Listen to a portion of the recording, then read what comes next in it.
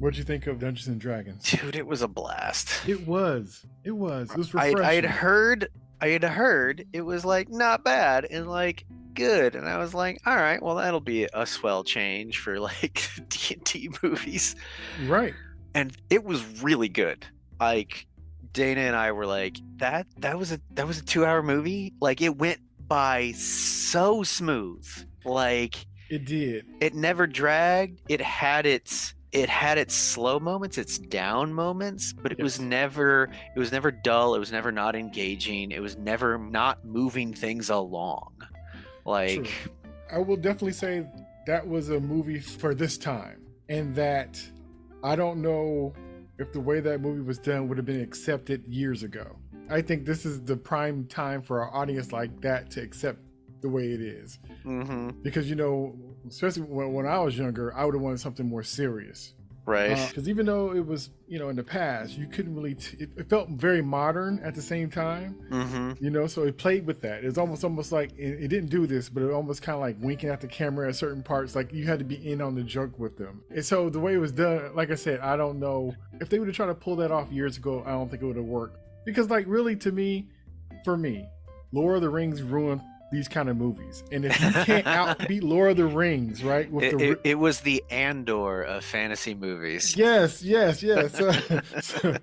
So it tried a different route because I've seen other movies that tried to be serious and it wasn't at the level of Lord of the Rings, and they fell short because of the comparison. Even that new show, I didn't care for because it didn't really, And so for them to kind of go a different route, but I heard they worked on it for like 4 years or so, and you could tell in the special effects they were gorgeous. Mhm. So tell me this: did you notice a cameo? Well, not the From cameo that from the everybody knows cartoon? about. Yes. Yeah, no, I caught that even in the trailer. I was like, wait a minute. Oh, I didn't watch too many trailers. 'Cause I was trying to be good on it. Okay. And I vaguely recall watching that show as a kid, but Oh, like I really? was like, I You know were little, exactly what that's from. I know Okay. exactly who those people are. And I was pointing out to Dana that particular like reference, and I was like, and they didn't get killed in the arena. Like Right. the other party, there's just a bunch of nobodies. They all got picked off. But Right. like, Right. And so so I thought it was pretty cool. they did an amazing job of they took the setting seriously. They weren't Yes. mocking the setting and doing the winks there, but Mhm. the situations that just arose were Yeah. humorous and funny, and they got their humor through that way. Yeah, right? Yeah. But the characters were funny and kind of like, smart asses and kind of off-putting and they kind of leaned Paladin into their that doesn't get any personality. jokes. Right. And they kind of leaned into their personalities and stuff, which kind of really added to it. Yeah, so it's good Chris Pine and all that, and yeah, it was fun. I didn't know what to think. I was kind of hoping because, like I said, the one trailer I did see, it could have been coin toss. It could have been either way, Right. And so Because I saw the trailer and I was like, Right. I've been burned before. I'm Right, like, everything right. looks nice, but it's like, I don't know. I don't know. especially when you're trying to go the funny route, and that could, if it's not funny the right way, Right. and if you're kind of saying that we are silly for watching this kind of thing, like, Love it as much as we do. right, and then you could be funny and get away with it, and that's what I felt this did. It felt like it was made with love, and that's why they kind of got away with the way it was done. Like that chonky ass dragon. Yeah. And that whole under the Underdark sequence was so well done. Yes. It Yes. yeah, it was Yeah. really good. Yeah, Like yeah. it's like, oh, this is an overweight dragon, but it was great. It was great. We had an absolute blast. Yeah. And the characters were cool and stuff, and it was just, it was fun, and I wish I could say the same about this episode we're going to talk about. interesting. And it's ironic too that we went and saw the Dungeons and Dragons movie today, because it's like, oh, character arcs Mhm. with payoff and setup. Like, yes, Yeah. did it like, yes, Yeah. did it so well. Jesus, Yeah. for a fucking D&D movie, That was hard to pull off. Very hard to pull off. they did it. They fucking Yeah. stuck that landing. Like, Yeah. and like you can kind of see like he's gonna have to give up what he wants. right? And it's like I can see that coming with the dragonfly Mm-hmm. and da da da. And it's like, up there it is. There he's gonna have to do what's right for his daughter, not what's Yeah. right for Especially him. when he was talking, especially Oh, when he came to a tears are running. realization, especially when he came to a realization that he was trying to save his wife, not her Yes. mother. I'm like, wow, Yes. I was like, oof, there's wow, some honesty. wow. Yeah. Yeah, no, they did a great job.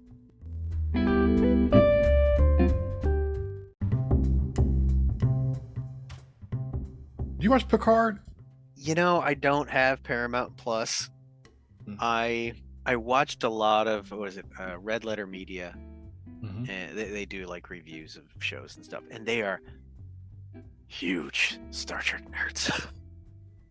Like, So either they really didn't like it, or they you gotta are they understand very that forgiving. Mike and Rick have done like their like 2 hour long episodes of their 10 favorite next gen episodes. Like, Then I'm very curious to what they thought, because it seemed like a lot of people who liked the season one Next and Generation season two, didn't care for this show.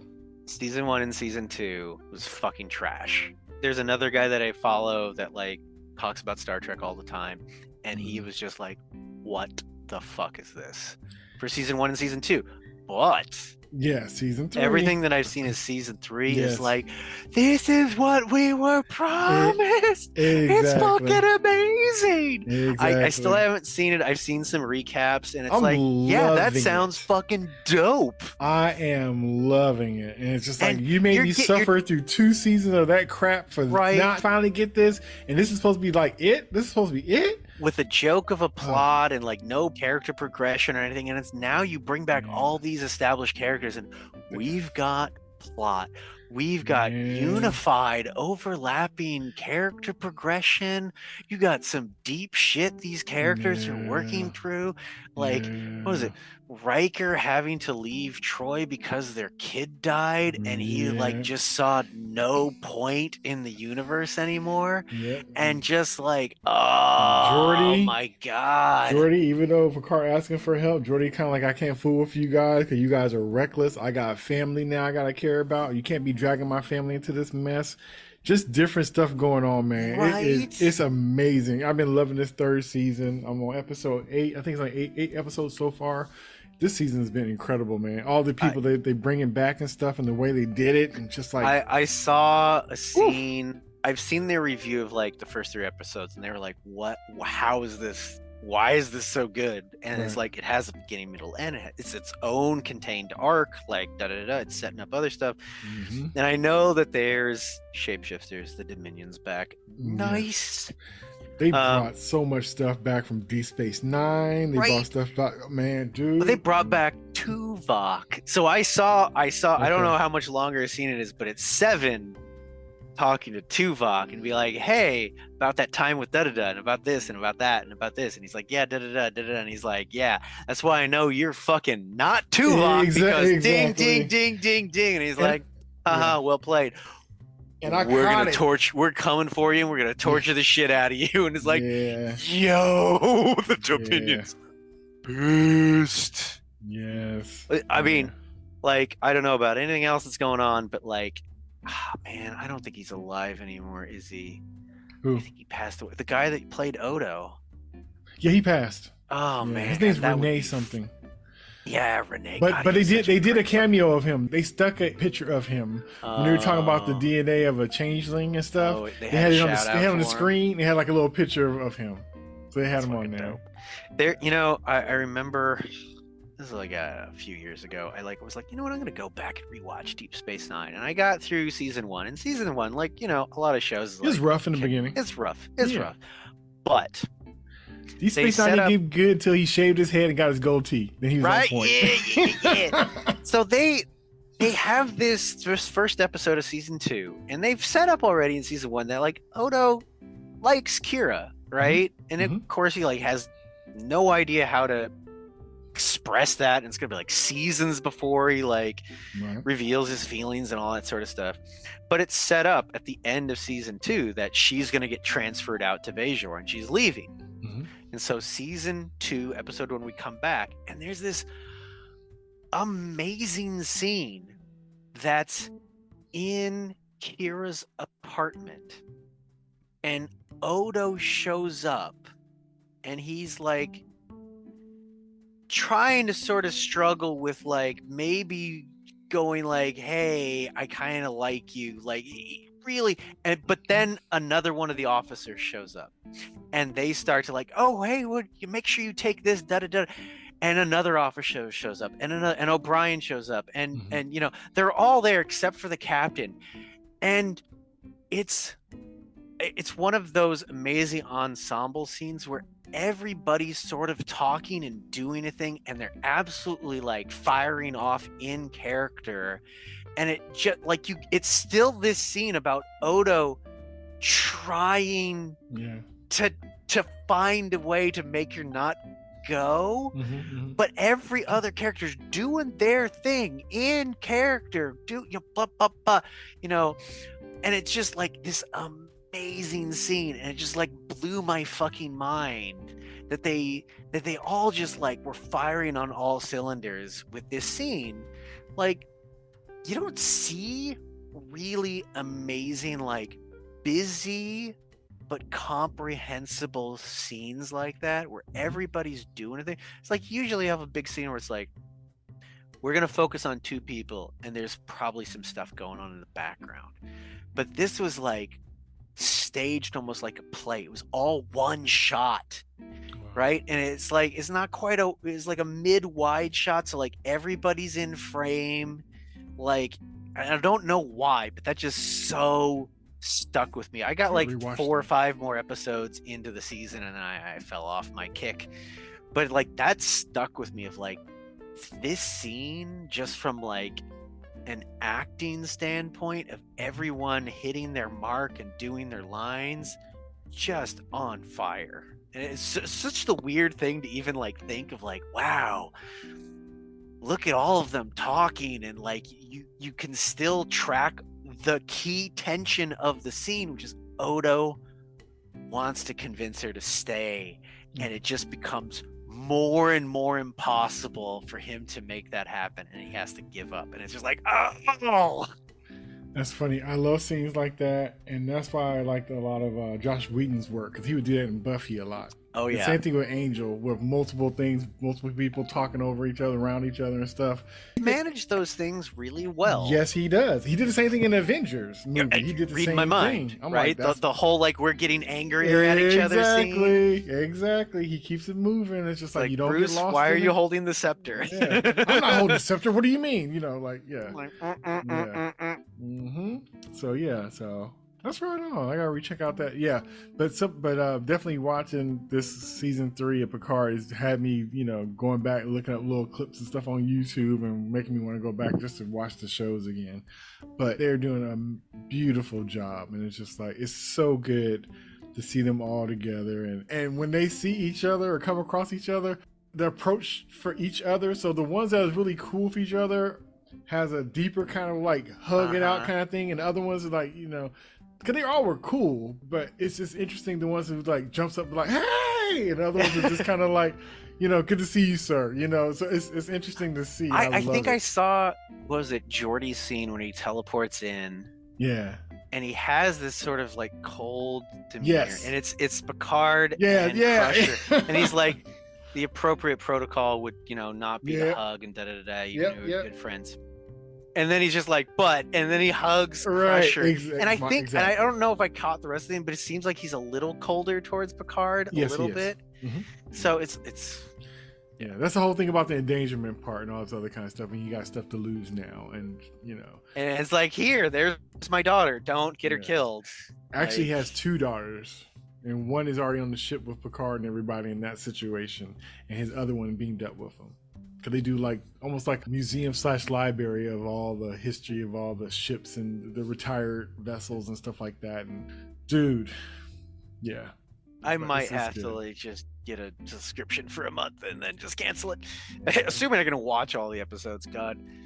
I feel like hopefully, because I'm pretty sure the guy that sort of got put in charge for season 1 and season 2, I think he's also like one of like JJ's protege people, or came out of like JJ's workshop and like worked on Lost and all this. And I don't know how the fuck he keeps getting hired.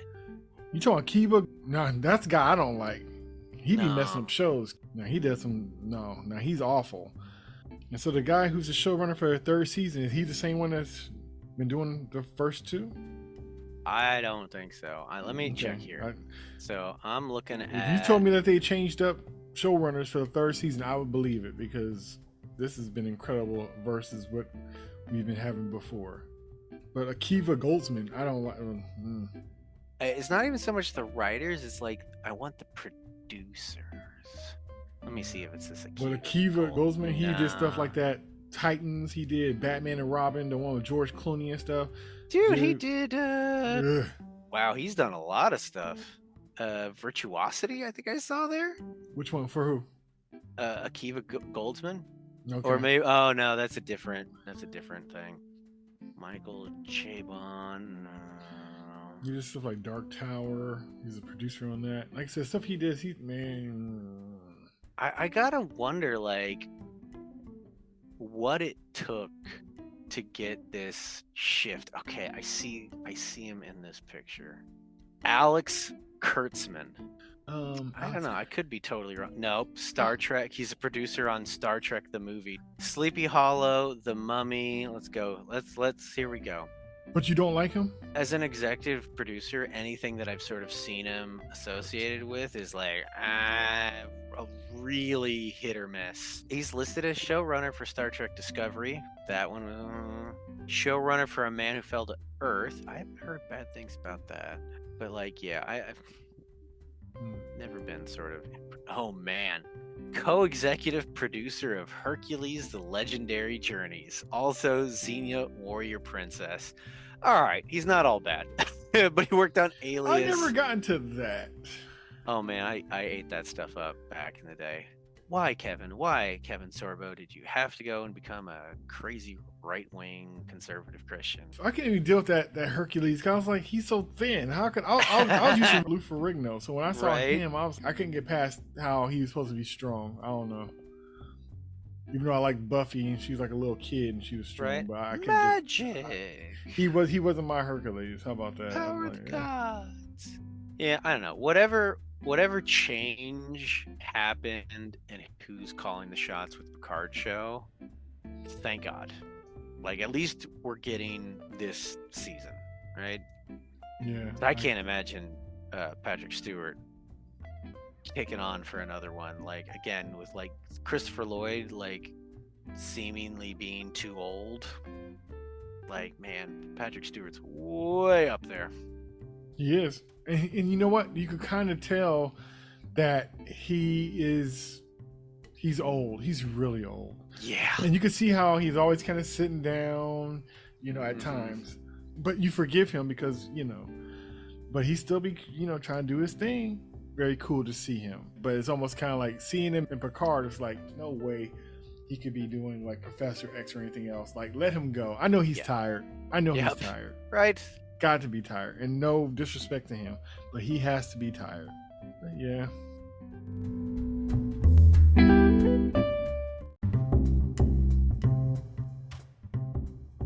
Maybe at some point I'll fucking catch the Ant-Man movie. I still haven't seen it. Good luck with that. I'm sure it's out of theaters like any moment now. Please, I hope so. Like I said, not impressed. Not impressed. No, I wasn't. It's just like yeah. Because he should have been better, but I expected more, and it was just a lot of CGI, a lot of. Yeah, I heard the CGI was a little too much. Just people running around, and you got this screen in the back, and just dismissive of the people who's currently there, so they can implement new people. And because they're setting up his daughter, because it's gonna be all the young X-Men, and it's just like, come on, come on. You could do that without spitting on the person you're getting rid of. You know what I mean? But it's just like Oh, all of a sudden, somebody just you're just not hip anymore. Well, hip is not what keeps you going. It's wisdom. You know. So handing it off is a different thing than just kind of being like, oh, you know. Yeah, it was interesting. It was interesting. And then you also know that something's supposed to happen in the movie. You could tell it's a logical answer for it, but you could tell they reshot and changed the ending, and it's just like, oh, okay. Well, the other fun thing too is oh god, I'm gonna remember her name. So the evil Imperial comms officer, Aaliyah, she's actually in Ant-Man. She is. I was like, because when I was looking her up last time, I was like, wait a minute, is that a still from Ant-Man? Yeah, she's one of the alien people.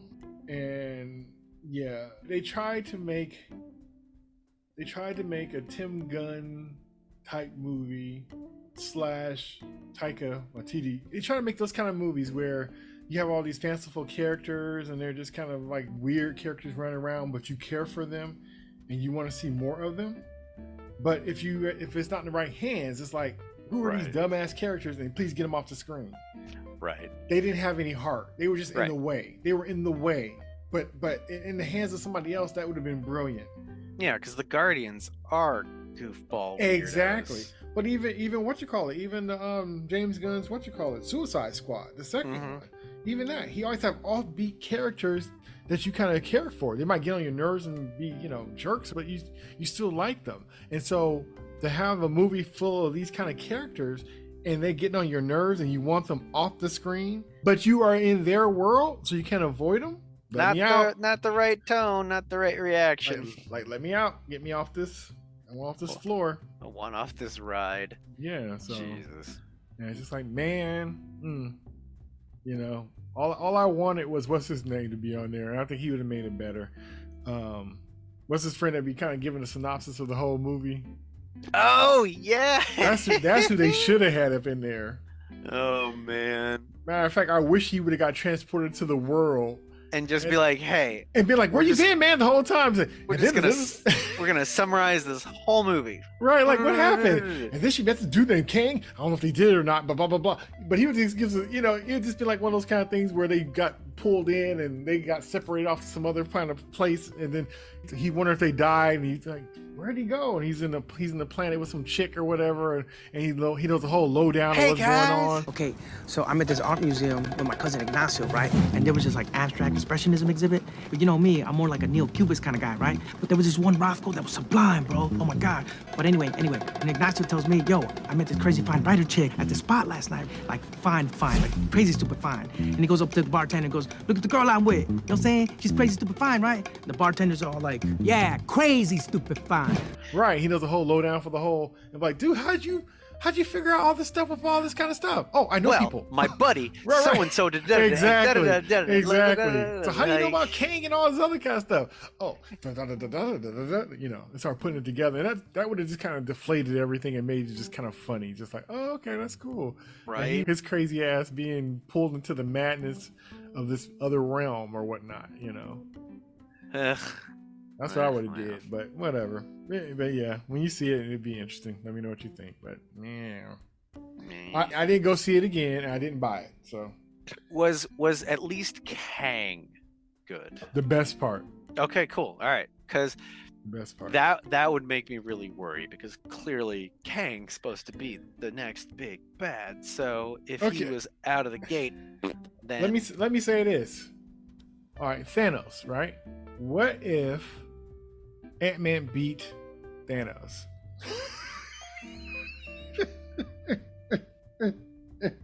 Well, I'm guessing Ant-Man beats Kang. But the thing is like, which Kang? This is the problem with Kang, is that like there's tons of Kangs. Because it's the multiverse. Well, this particular Kang looked like the Kang from the comic books, the comic book accurate one, not the one that didn't look like the comic books that was on Loki. But this looked like the one, the blue force field over the face, exactly. the vertical lines. Exactly. Yeah. I do love now that, like, I feel like Loki was definitely the indication where I think for everything that came after that with Marvel movies or TV shows that are like, we can have whatever outfits we want. Because Loki had all the Loki variants, and Loki had the 100% comic book accurate ridiculous Loki, and it was fucking I loved it. amazing. And then the actor they had too, it was perfect. Goddamn nailed it. It was perfect. Well, and you know, back to my complaint about this episode is like they took that character and in like one episode took Loki's glorious purpose line and turned it into the biggest fucking gut punch ever. Right? Like yeah. What could have been? Coulda, shoulda, woulda. Didn't. Didn't. Didn't. But yeah. All right. All right.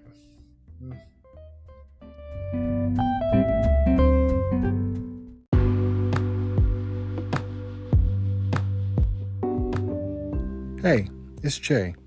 If you enjoyed my conversation with Ryan, please check out our episodes where we talked about The Mandalorian, The Book of Boba Fett, Spider-Man No Way Home, and the movie Batman. Thanks for listening, and until next time, peace.